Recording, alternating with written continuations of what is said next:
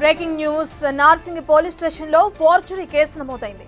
ఏకంగా municipal commissioner Krishnamohan Reddy సంతకాన్ని forgery చేశారు కేటుగాళ్లు. నకిలీ పత్రాలతో గండిపేట్ సబ్ రిజిస్ట్రార్ కార్యాలయానికి వెళ్లగా అనుమానం వచ్చిన అధికారి ఆంజనేయులు పోలీసులకు ఫిర్యాదు చేశారు. నిందితులు గులాబ్ అహ్మద్ ఖాన్, వెంకట సత్యనారాయణ, జహీర్ అహ్మద్, శివనాగేశ్వరరావును అరెస్టు చేశారు.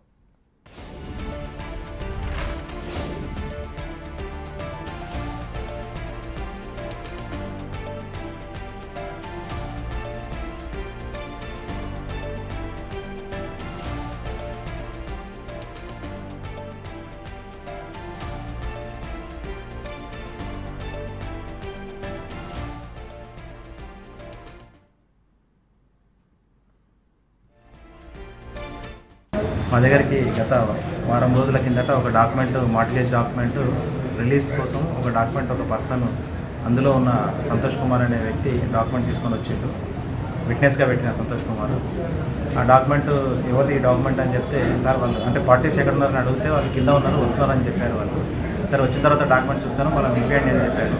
అతను డాక్యుమెంట్ నా దగ్గర పెట్టి తెచ్చుకొని వస్తాను సార్ అని చెప్పి వెళ్ళిపోయాడు. 10 నిమిషాలు అరగంట అయినా సరే రాకపోయేసరికి ఆ డాక్యుమెంట్ నేను మొత్తం పూర్తిగా ప్రతి ఒక్క పేపర్ పరిశీలించడం జరిగింది.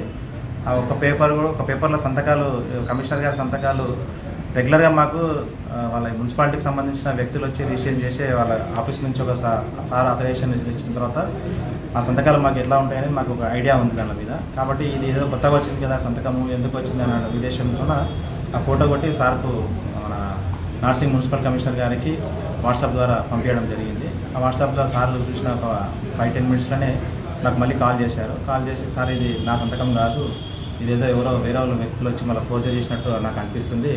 మీరు ఆ వ్యక్తులుగా మీ ఆఫీస్లో ఉంటే వాళ్ళని అలాగే కూర్చోబెట్టండి, మా ఆఫీస్ నుంచి మా సిబ్బందిని పంపిస్తాము, దాని గురించి ఎంక్వైరీ చేద్దాం సార్ అని చెప్పడం జరిగింది. సరే, వాళ్ళు హాఫ్ అన్ అవర్ తర్వాత కూడా రాలేదు, 1 అవర్ తర్వాత కూడా రాలేదు. ఆ రోజు మొత్తం అయితే వాళ్ళు రాలేదు. అదే విషయం కమిషనర్ గారు చెప్తే కమిషనర్ గారు పోలీస్ కంప్లైంట్ కూడా ఇవ్వడం జరిగింది. పోలీస్ వాళ్ళు కూడా మా దగ్గరకు వచ్చి ఎంక్వైరీ చేశారు. మేము కూడా దానికి సంబంధించింది ఇది ఫోర్జరీ అని కంపల్సరీ తేలింది కాబట్టి మేము కూడా దాన్ని కంప్లైంట్ చేశాము. కంప్లైంట్ చేసిన తర్వాత పోలీస్ వాళ్ళు కూడా దాని మీద ఎఫ్ఐఆర్ కూడా బుక్ చేయడం జరిగింది.